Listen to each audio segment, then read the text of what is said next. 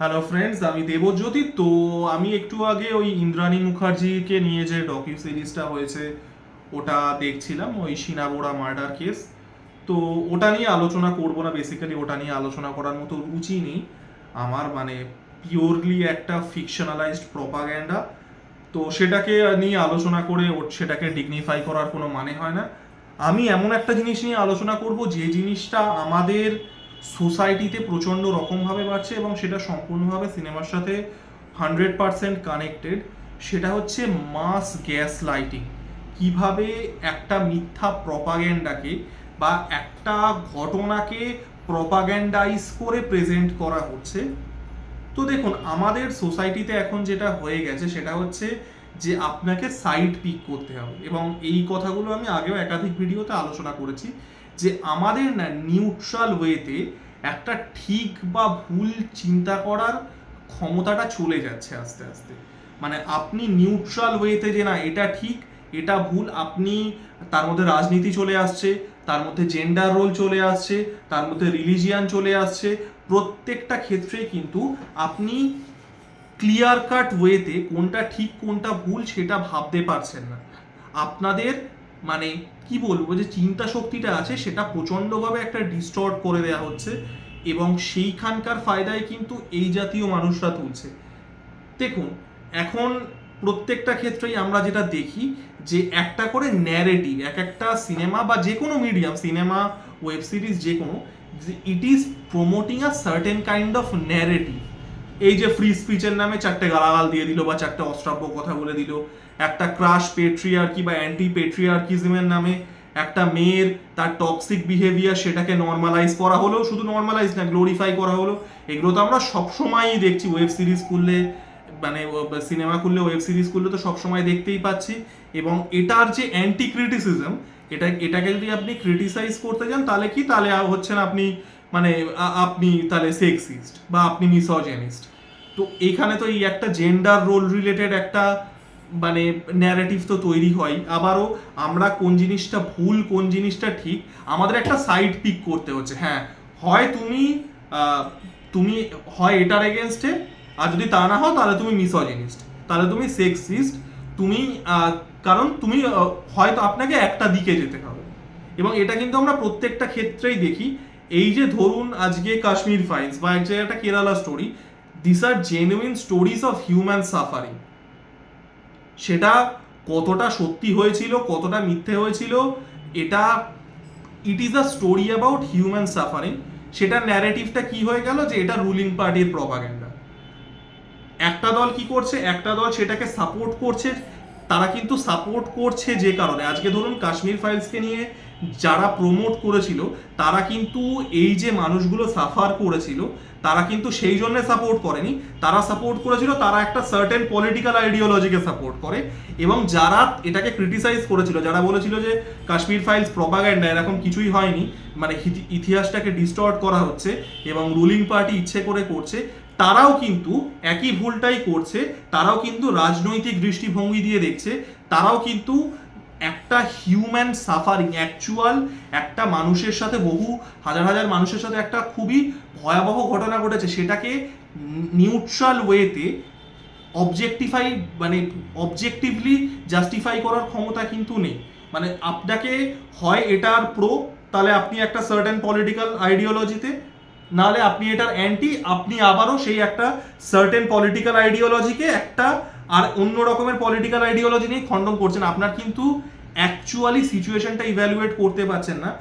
এটা কিন্তু আমরা প্রত্যেকটা ক্ষেত্রেই দেখি। আজকে যে কোনো সিনেমা যেটার মধ্যে রাজনৈতিক ঘটনা বা ঐতিহাসিক ঘটনা উঠে আসে সেটাকে প্রপাগ্যান্ডা বলে দাগিয়ে দেওয়া হয়। কেন দেওয়া হয়? কারণ আবারও ওই আপনাকে সাইড পিক করতে হবে। যদি আপনি সিনেমাটা সমর্থন করেন তাহলে আপনি রুলিং পার্টির সাপোর্টার, আপনি ওই ঘটনাগুলোকে সাপোর্ট করছেন। এবং যদি তাহলে না করেন তাহলে হচ্ছে আপনি অ্যান্টি ন্যাশনাল, তাহলে আপনি মানে তাহলে আপনি তাহলে আপনি পুরোপুরি ভাবে anti national, urban Naxal and all that. আবার ইভ্যালুয়েশন কিন্তু আমরা করতে পারছি না। আমি আপনাদেরকে একটা ছোট্ট ঘটনা বলছি।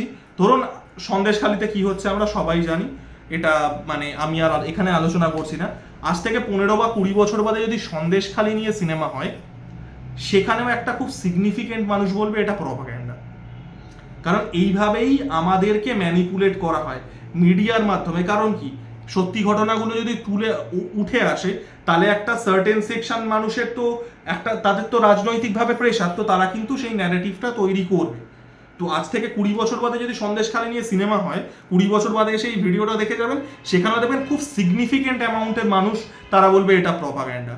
আমরা না মানে এই মানে সোসাইটিটা এমনভাবে গ্যাসলাইট করে দিয়েছে মিডিয়া, মানে ভাবতে মাঝে মাঝে সত্যি ভয় লাগে যে আমাদের মানে মুক্ত চিন্তার কোনো জায়গায় নেই। মানে প্রত্যেকটা ক্ষেত্রেই রাজনৈতিক মানে side picking, left wing, right wing, BJP, CPM, Trinamool, না হলে মানে জেন্ডার রোল, তা না হলে রিলিজিয়ান, কোনো না কোনো কিছুই চলে আসছে। আমরা একটা ঘটনাকে ঠিক বা ভুল সেটাকে জাজ করতে পারছি না। এবং এখান থেকে কিন্তু আজকে ইন্দ্রাণী মুখার্জির মতো মানুষ, যাদের কাছে টাকা আছে, যাদের কাছে পাওয়ার আছে, তারা সোসাইটির সার্টেন একটা মানে স্ট্রাটাতে বসে আছে, একটা উপর স্থানে বসে আছে, তারা কিন্তু ঠিক এই যে সোশ্যাল গ্যাস লাইটিং, এই যে মাস মিডিয়াকে ম্যানিপুলেট করা, তারা কিন্তু এইভাবে করেই পার পেয়ে যায়। আজ থেকে 10 বছর 11 বছর আগে কি হয়েছিল তারা সেই সময় যারা কাগজ পড়েছিলেন, নিউজ চ্যানেল ফলো করতেন, সবাই জানে। সার্কামস্ট্যান্সিয়াল এভিডেন্স কি ছিল সবাই জানে। সেটাকে এখানে কিভাবে দেখানো হচ্ছে? এখানে দেখানো হচ্ছে যে যে না, Indrani Mukherjee is totally a victim of circumstances. Indrani Mukherjee মানে, এবং তাকে এইভাবে আবারও, যেটা আমি প্রথমেই বললাম, ন্যারেটিভ, এখানে একটা জেন্ডার বেসড ন্যারেটিভ তৈরি করা হয়েছে যে ইন্দ্রাণী মুখার্জি যেহেতু একজন সাকসেসফুল ইন্ডিপেন্ডেন্ট ওমেন ছিলেন, তো তাই জন্য তিনি এই ঘটনাগুলোর শিকার হচ্ছেন, কারণ তাকে দাবানোর চেষ্টা করা হচ্ছে। আবারও একটা রিয়েল লাইফ হরর স্টোরিতে একটা মেয়েকে খুন করা হয়েছে, সেখানে ন্যারেটিভগুলো আনছে কিভাবে দেখুন। সেখানে এরকম একটা জেন্ডার বেসড ন্যারেটিভ চলে আসছে যে ইন্দ্রাণী মুখার্জি যেহেতু একজন সাকসেসফুল মেয়ে ছিলেন, তো তাকে দাবানোর জন্য করা হচ্ছে। একটা মেয়ে খুন হয়েছে, বুঝতে পারছেন কিভাবে গ্যাস লাইট করা হয়, কিভাবে ম্যানিপুলেট করা হয়। এবং প্রচুর সংখ্যক মানুষ এটাকে কিন্তু বিশ্বাসও করবে। আজ থেকে 10 বছর আগে শিনা বোরার কেসটা হয়েছিল, কতজনের মনে আছে কি হয়েছিল? কে মানে ডবল চেক করবে, কে ফ্যাক্ট চেক করবে? এটাই কিন্তু বিশ্বাস করবে যে না, ইন্দ্রাণী মুখার্জি তাকে মানে she was a victim of circumstances, কারণ তিনি একজন মহিলা ছিলেন এবং তাকে আর কি ওইভাবে ফ্রেম করা হয়েছিল কারণ তিনি সাকসেসফুল ছিলেন, ইন্ডিপেন্ডেন্ট একটা পেট্রিয়ার্কি ডমিনেন্ট সোসাইটিতে। এই জিনিসটাই হয়, প্রত্যেকবার হয়েছে। যেটা আমি সন্দেশখালীর মানে উদাহরণটা দিয়ে বললাম, যে সন্দেশখালীর থেকে আজ থেকে 20 বছর বাদে সিনেমা বানার লোকে বলবে এটা প্রপাগ্যান্ডা সিনেমা। তো এইভাবে কিন্তু সোসাইটি না পুরোপুরিভাবে ব্রেন ওয়াশ হয়ে যাচ্ছে মাস মিডিয়া দ্বারা। এবং মানে এখন না, মানে আমি প্রথমত প্রপাগ্যান্ডা সিনেমা কি বা কি না কি, প্রপাগ্যান্ডা সিনেমার ইতিহাস এগুলো নিয়ে আমি আগে আলোচনা করেছি। এটা কিন্তু প্রপাগ্যান্ডাও নয়, this is gas lighting. Propaganda বহু বছর ধরেই এক্সিস্ট করে। প্রপাগ্যান্ডা যবে থেকে সিনেমা এসছে তবে থেকেই প্রপাগ্যান্ডা সিনেমা আছে। This is gas lighting. মানে এখন তো এই যে ন্যারেটিভগুলো চলে গেছে, সেটা নিউজ চ্যানেল হোক, সেটা সিনেমা হোক, ওয়েব সিরিজ হোক, এখন তো ব্লেটেন্টলি যারা সার্কামস্ট্যান্সিয়াল এভিডেন্সে খুনি, তারা নিজেদের জন্য মানে নিজেরা ডকুমেন্টারি বানিয়ে নিজেদেরকে নিজের পুরোপুরি পাস্ট একদম পুরো চুনকাম করে সাদা করে দিচ্ছে। This is gas lighting. মানে কি বলবো, মানে ভয়াবহ দিকে, মানে আমরা সিরিয়াসলি বুঝতে পারছি না অ্যাজ আ সোসাইটি আমরা কোন দিকে যাচ্ছি সাংস্কৃতিকভাবে। যে এইভাবে যদি চলতে থাকে তাহলে তো মানে এরপরে মানে কোনটা সত্যি মানুষ বিশ্বাস করবে।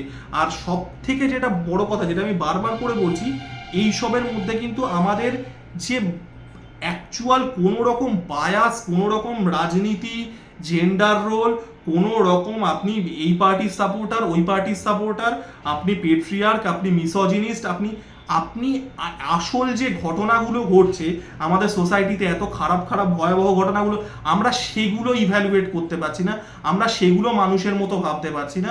তো খুবই খারাপ দিকে যাচ্ছে। মানে কি বলবো, মানে মিডিয়া যেরকম ভয়ঙ্কর রূপ নিচ্ছে, কিছু বলার নেই। যাই হোক, আমার ভিডিওটা কেমন লাগলো জানাবেন। আজকে ভিডিওটা খুব একটা কারোর ভালো লাগবে না, এত তেতো সত্যি কথা, এত মানে কি বলবো, কিন্তু এগুলো আলোচনা করতে হয় মাঝে মাঝে। তো যাই হোক, আমার ভিডিওটা কেমন লাগলো জানাবেন।